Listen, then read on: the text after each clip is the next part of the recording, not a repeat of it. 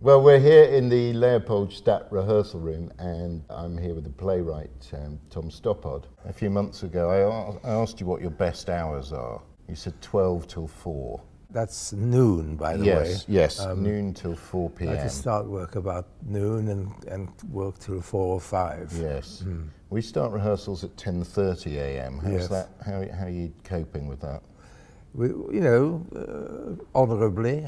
Yes. I'm not sure that I've even been late once. I don't think I have. You have been late, Have but I? but Oh, dear. forgivably. I mean, not in an outrageous way. Oh, But it's the playwright's privilege. Well, To drift in and out. different directors have different ideas of what a playwright's privileges consist of. I've known directors over the years who essentially have banished me for periods, and then there are others who kind of get a bit fidgety if you're not there all the time. And I don't really feel that I should be there all the time, but I simply like the experience of rehearsal. It's always interesting, and I'm always happy to sit in a rehearsal and observe and say nothing whatsoever. But there are times when I was younger where I would interrupt, stick an oar in, probably too often. I hope by now I've got more or less the right balance. Oh, you're impeccable. We worked together on travesties a few years ago. And I remember at the time you were saying, I must write a new play, I'm desperate to write a new play, but I don't quite have one. And then at some point you went away and burrowed and found yourself in Vienna, which seems to me a very natural place for you to be. You've been in Vienna before with 3 adapted plays, 2 Schnitzlers and Nestroy. and Nestroy in the 70s and 80s. What led you to Vienna this time? It was to some degree more personal. I'm Czech, not Austrian. I was born in a town you could drive to from Vienna, but it was in Czechoslovakia. Zlin. Zlín, it was called, Zlín. yes, Zlín. It's been at the back of my mind that it's something I've never used. It felt like unfinished business. Those who don't know, what is it, where is it, and why is the play called it? Leopoldstadt is the old Jewish quarter of Vienna. From very early on, it was the Jewish quarter, and at different times it became really overcrowded as bad things happened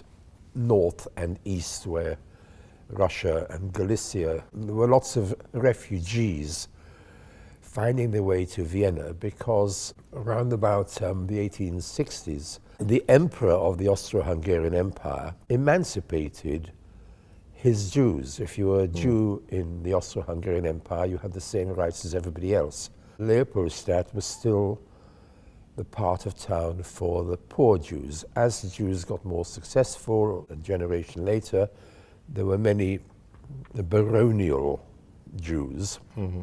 Some of them famous would know about. The Hair with Amber Eyes is about a family who were like Rothschild. And Schnitzler was another, Viennese Jew. Mahler was born a Jew. So Jews and culture in Vienna, they were indissoluble, really. And Leopoldstadt simply means Leopold town.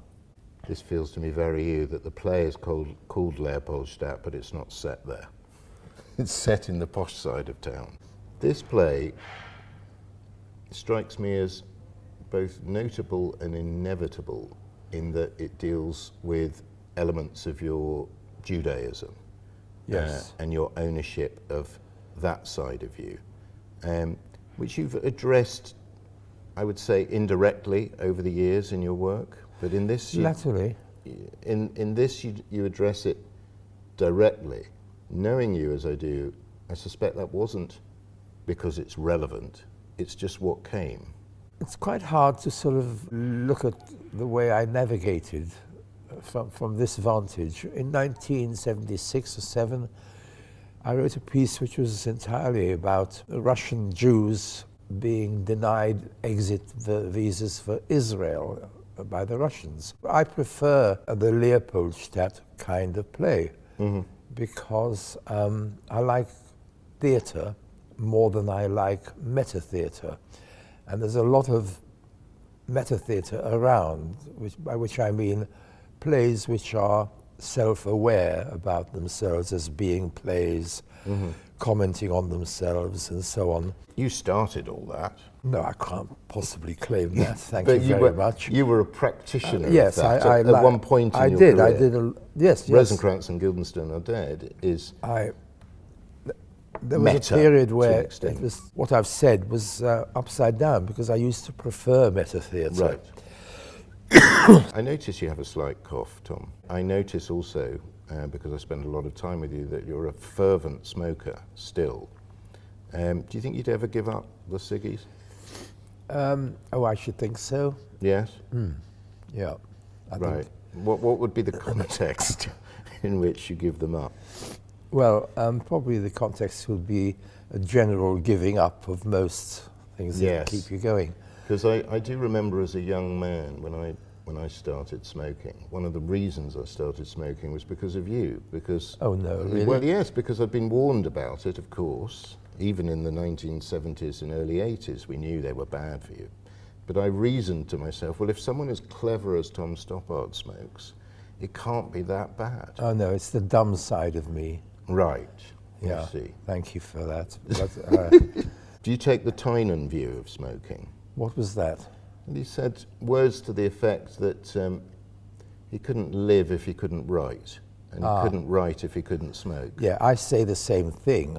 I understand it through something said by a friend of mine whose mother asked him more than once if he would not smoke. And he was a boy who worked very, very hard for very little reward. And he said something which touched me to the heart. He said, "Mum, that's my holiday." I remember you saying once that you couldn't bear to write a play that didn't have any jokes in it.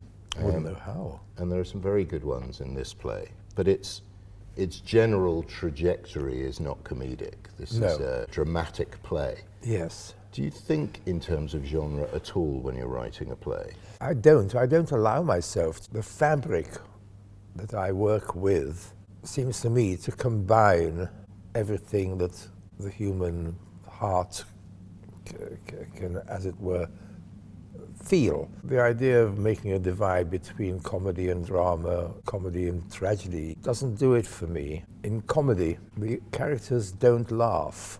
In tragedy, they weep. And I don't write tragedy. It's a funny thing to say when I've written a play in which a huge tragedy occurs. But tragedy as subject matter and tragedy as a methodology, a choice of what kind of writer one wishes to be, they're two different things. It's been said many times that the loss and grief are kind of absolute, and you feel it to the nth. You might lose a parent or a child or a country. The thing in itself is unquantifiable. You're powerfully aware of what's going on in the society around you. You're one of the last people I know who reads a couple of newspapers every day in print. I've seen you at the kitchen table, there they are. You're also someone who goes to the theatre a lot. You like to see what the new younger writers are up to. I'm always very impressed with that because I'm a bit of a lazy person, I think, whereas you seem invigorated constantly by the new and the now. How do you feel about where England and Europe are at right now relative to over the last 50 years? Do you despair? Do you have any optimism? What are your feelings about the way things are going? One should never abandon optimism, but it's the condition, isn't it, of, or said to be the condition of getting older in oneself, that one finds the present disappointing and the past a lost domain. Yes. Not necessarily utopia or paradise, but something better. Whether that's a completely subjective and emotional experience in the head, or whether there's some empirical reality to that, I'm definitely of that persuasion. I'm a nostalgic kind of, I actually enjoy nostalgia.